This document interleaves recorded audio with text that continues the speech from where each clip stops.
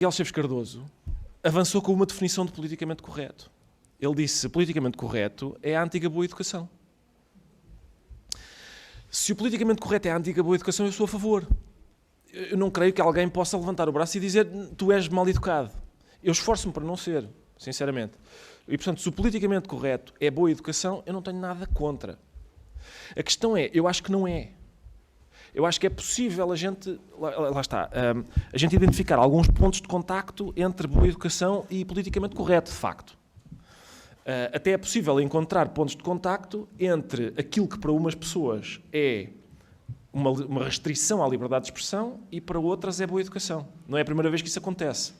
Quando a fátua sobre o Salman Rushdie foi lançada, não é? Quando ele foi condenado à morte por ter escrito um livro, um historiador inglês chamado Hugh Trevor Roper, disse: eu não derramaria uma lágrima se um grupo de muçulmanos britânicos, apanhar o Sr. Salman Rushdie num beco escuro e lhe ensinar boas maneiras. Portanto, é possível entender aquilo que para umas pessoas é uma restrição clara à liberdade de expressão, para outras é boas maneiras. Segundo aspecto, há de facto pontos em comum entre educação, entre boa educação e politicamente correto, acho eu. Porque a boa educação também é, em certa medida, um conjunto de imposições, um conjunto de regras que visam controlar. É isso que a boa educação é, não é? A boa educação é um modo de membros de determinada classe se reconhecerem entre si e impedirem a entrada no grupo de pessoas que não partilham aqueles códigos. O Pygmalion, naquela peça do Bernard Shaw, é precisamente sobre isso. O professor Higgins aposta com o amigo que é capaz de transformar uma vendedora de flores numa duquesa, ensinando-lhe apenas regras de boa educação. Não só o sotaque, mas a maneira como se deve comportar e as coisas que deve dizer. E, portanto, é óbvio, e nesse sentido eu concordo, porque são ambas estratégias de controle. Eu não sei se era nesse sentido que o Miguel Esteves Cardoso dizia que o politicamente correto era boa educação. Agora, parece-me que há diferenças claras, e as diferenças foram imediatas. Se a gente analisar as declarações completas do Miguel Esteves Cardoso, a gente percebe imediatamente as diferenças. O Esteves Cardoso dizia: as pessoas, os partidários, digamos, do politicamente correto, têm a gentileza de nos corrigir. Ora, uma das regras da boa educação é não corrigir a má educação dos outros. Se eu estou num jantar e há um senhor a comer de boca aberta, e eu disser: ei, não se come de boca aberta, eu sou tão ou mais mal educado do que ele. Ele é mal educado porque come com a boca aberta. E eu sou mal educado porque corrijo uma pessoa que está a ser mal educada. Tirando os nossos filhos, a gente não corrige a boa educação dos outros. Essa é uma diferença importante. Segundo, vamos imaginar o seguinte. Uma das minhas filhas chega à casa e diz: olha, eu tenho o meu namorado é do CDS e é do Sporting. E por isso eu agradecia que a gente ao jantar não falasse nem de bola nem de política. Eu sou capaz de concordar por boa educação. Crio uma paz artificial à mesa porque eu me retraio de falar sobre esses assuntos, por boa educação. O que me parece é que na esfera privada, essa paz artificial se tolera. Mas transportar isso para a esfera pública, dizer há determinados temas que não devem ser referidos, há determinados factos que não devem ser trazidos para a discussão, há determinadas palavras que não devem ser proferidas, parece-me perigoso. Aquilo que a paz artificial no espaço privado é uma coisa. A paz artificial no espaço público parece-me bastante diferente e bastante perigosa. Há um terceiro ponto que distingue o politicamente correto das boas maneiras ou da boa educação, que é a perenidade das regras. As regras da boa educação costumam manter-se durante mais tempo. A minha avó sabia que não se come de boca aberta, a minha mãe sabia que não se come de boca aberta, eu sei que não se come de boca aberta. Mas só para dar um exemplo, a maneira correta de designar negros nos Estados Unidos sofreu a seguinte evolução. Colored, Negro, Black, African American e, neste momento, Person of Color. O que é curioso é que a expressão Person of Color, que hoje é aceite, e a expressão Negro, que era a expressão que o Martin Luther King usava nos seus discursos, era uma expressão perfeitamente respeitável, hoje é ofensiva. A transformação de uma coisa em perfeitamente respeitável em profundamente ofensiva no espaço de anos também me parece que distingue o politicamente correto da ideia de boa educação. E há uma terceira há um outro aspecto. Eu acho que nem sequer as pessoas que dizem que o politicamente correto é mera boa educação acreditam no que estão a dizer. Porque se o politicamente correto fosse mera boa educação, então as pessoas que são críticas do politicamente correto eram meramente mal educadas. E não é isso que nós somos. Somos racistas, fascistas, sexistas e xenófobos. Vivemos em mundos diferentes, ou não é essa a utilização corrente da expressão politicamente correto. Isto é uma capa da revista Newsweek em 1993. Eu sei que não conseguem ver, mas acreditem em mim. A capa diz watch what you say, ou seja, cuidado com o que dizes. Thought police, polícia do pensamento. There's a politically correct way to talk about race, sex and ideas. Is this the new enlightenment or the new McCarthyism? Ou seja, há uma nova maneira politicamente correta de falar sobre raça, sexo e ideias. É isto o novo iluminismo ou é o novo macartismo? 1993. Isto é o DN de há um mês. A capa do DN de há um mês. Tem uma chamada de capa que diz assim: a obsessão pelo politicamente correto já põe em causa livros, quadros e espetáculos. A boa educação nunca pôs em causa livros, quadros e espetáculos. Nunca ninguém disse, este quadro é mal educado, tira. E, portanto, parece-me também que o uso corrente da expressão politicamente correto extravasa em muito o âmbito das boas maneiras da boa educação. E, portanto, então, é isso que eu queria chegar, o que é que eu acho que é politicamente correto? Todos os historiadores que eu tenho lido, todas as pessoas que refletem sobre o fenómeno, não são capazes de dizer numa linha, como, por exemplo, é meras boas maneiras, não são capazes de dizer numa linha. Porque reconhecem ambos, mesmo que alguns discordem entre si em vários pontos, reconhecem todos que há algumas questões nas quais concordam. Que é, primeiro, que o conceito é relativamente obscuro, escorregadio, difícil de definir. Segundo, que a sua origem é incerta. É possível, por exemplo, há uma historiadora chamada Ruth Perry, é uma professora de esquerda do MIT, que diz que o politicamente correto, a expressão politicamente correto, começa a surgir no final dos anos 80, ou até antes disso, que a sua origem tem a ver com os escritos do Mao Tse-tung, e que era, entre as pessoas de esquerda, usada como uma espécie de piada, para assinalar sempre que uma pessoa estivesse a ser dogmática.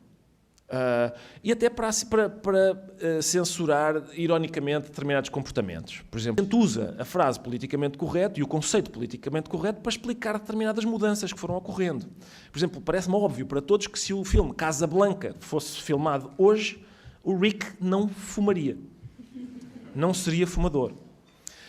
A ideia de que a gente passa por uma senhora na rua e ela tem um casaco de peles, a gente pode dizer que não é politicamente correto usar um casaco de peles.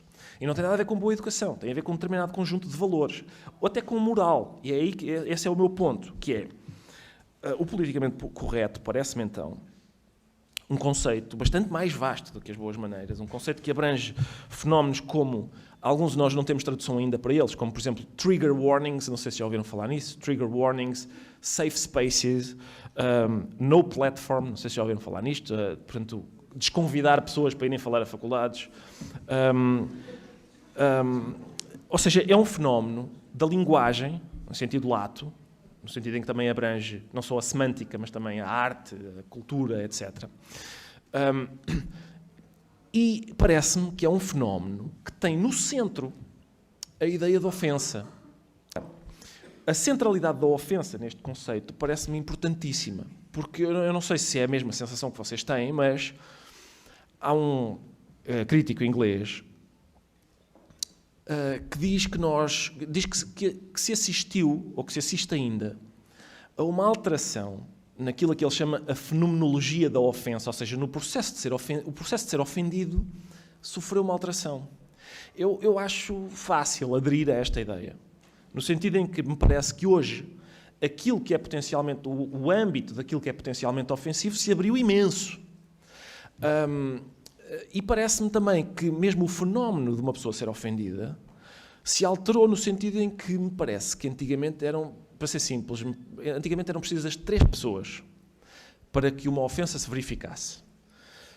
Um ofensor, um ofendido e uma terceira parte independente que diria, de facto é plausível que uma ofensa se tenha verificado. Se eu disser, esta menina está a olhar para mim e está-me a ofender. Antigamente, alguém me diria, não é plausível que estejas ofendido porque a menina está a olhar para ti. Isso não é plausível. Hoje, parece-me que quando uma pessoa diz eu estou ofendido, ela imediatamente é investida de uma autoridade absolutamente inquestionável. Quem disser, mas ouça, não é plausível isso, está fora da ordem, quer dizer, não devia falar. Parece-me que o âmbito daquilo que é ofendido também se foi alterando. Estar ofendido era reservado para agravos grandes. Hoje entende-se que aquilo que é microscópico pode ofender. A gente vê isso no vocabulário. Há microagressões hoje. No outro dia eu registrei que numa universidade americana uns alunos asiáticos fizeram uma exposição sobre microagressões. E então penduraram num determinado recinto alguns exemplos de microagressões. Por exemplo, tu és chinês, deves ser muito bom em matemática.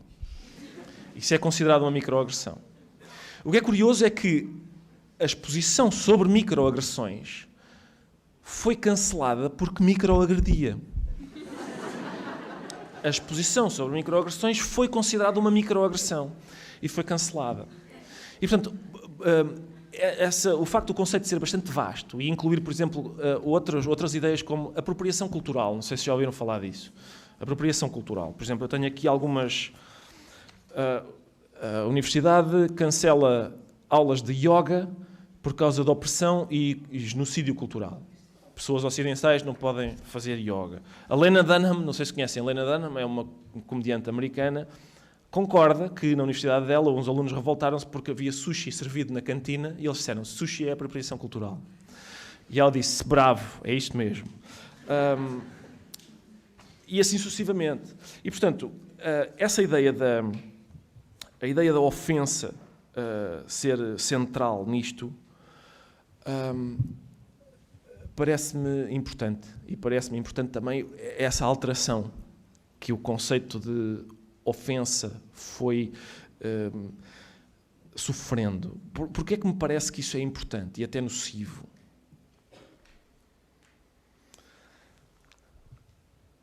Por várias razões. Primeiro, porque me parece haver hoje uma espécie de tendência para a literalidade. Há um entendimento da linguagem que me parece bastante infantil. Eu refiro-me, não sei se já tiveram, toda a gente teve essa experiência, quem tem irmãos, primos pequenos, etc., já teve a experiência de dizer a um miúdo, epá, está quieto, e o miúdo faz. Isso é uma maneira infantil de entender a linguagem e a gente percebe porque é que é infantil e porque é que é tão engraçada. O que a criança está a fazer nesse momento é, ela sabe perfeitamente que a expressão está quieto, a palavra quieto tem vários significados, mas ela escolhe um apenas e supõe que esse é o único aceitável. E, portanto, eu vou terminar só contando um caso pessoal. Deixem-me só antes disso dizer porque é que isto da ofensa é importante. E porque é que o facto da ofensa estar por todo lado e porque é que o facto de haver pessoas ativamente à procura de ofensas prejudica o debate público. Porque uma coisa é eu dizer eu não concordo contigo. Outra coisa é eu dizer isso ofende-me. Se eu digo eu não concordo contigo, a gente pode discutir. Se eu digo isso ofende-me, eu ponho a pessoa que está a conversar comigo imediatamente num plano moralmente inferior. A pessoa não pode dizer, não, mas eu acho que isto não ofende. Não há hipótese. Não, mas repara que, não, isso ofende-me e acabou. E, portanto, uma das minhas objeções ao politicamente correto é a própria expressão politicamente correto. 2 mais 2 igual a 4. Está correto. 2 mais 2 igual a 5. Não está. Mas eu acho que é 5. Vamos debater. Não vamos. Isso não está correto. Agora, a ideia de que politicamente há coisas corretas parece-me um pouco aflitiva. Eu pensei que a política era matéria de opiniões. Por exemplo, na altura da despenalização do aborto, eu era a favor da despenalização. Não me passa pela cabeça que os meus adversários estivessem incorretos e que eu estivesse correto. Quem é que está correto no Parlamento? É o CDS? É o PC? É o Bloco? Qual deles está correto? É porque o que estiver correto significa que os outros todos estão incorretos. Contava a seguinte história. Uma pessoa que eu conheço, que é homossexual, foi a um bar e pediu um gin tónico. O empregado do bar disse, olha, eu peço desculpa, não sei que gin tónico é que está à espera, os nossos são muito simples, isto é só água tónica e gin, a gente não tem esses gins novos cheios de paneleirices. A pessoa que eu conheço disse: o senhor está-me a ofender porque eu sou paneleiro. Ela disse esta frase: o senhor está-me a ofender porque eu sou paneleiro. E o empregado desfez sem desculpas, não queria ofender, não sei o quê. Reparem que era possível nós continuarmos esta conversa em que as pessoas continuam a usar as mesmas palavras falando de coisas diferentes. Olha, nós não temos esses jeans novos cheios de paneleirices. Alto que eu sou paneleiro. Então posso-lhe pedir uma panela? Estaríamos todos a falar mais ou menos com a mesma palavra e cada um estava a escolher um sentido diferente. O meu ponto é o seguinte: eu não acho plausível que uma pessoa se ofenda por interposto cocktail. Esse é o primeiro ponto, não é? O segundo ponto é: eu acho que a palavra paneleirice aplicada àquele cocktail não tem nada a ver com homossexuais nem com sexo homossexual. É fácil perceber isso porque a frase não funciona se a gente disser os nossos cocktails são simples, nós não temos esses novos cheios de homossexualidades. Portanto, a palavra paneleirice naquele contexto significa sofisticação. Na verdade, o que ele diz é: nós não temos esses cheios de requintes, esses muito bons. É isso que a palavra paneleirice significa ali. Do mesmo modo, quando eu digo à minha filha mais nova: "Oh Inês, não sejas maricas, come a sopa, isso não está assim tão quente", eu não estou a dizer: Inês, não sejas um homossexual masculino.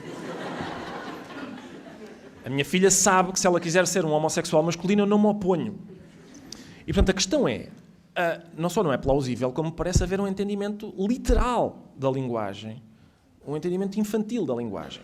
Na sequência dessa magna questão, um site LGBT chamado 19.pt colocou aos seus leitores a seguinte questão: a palavra maricas é ou não é um insulto?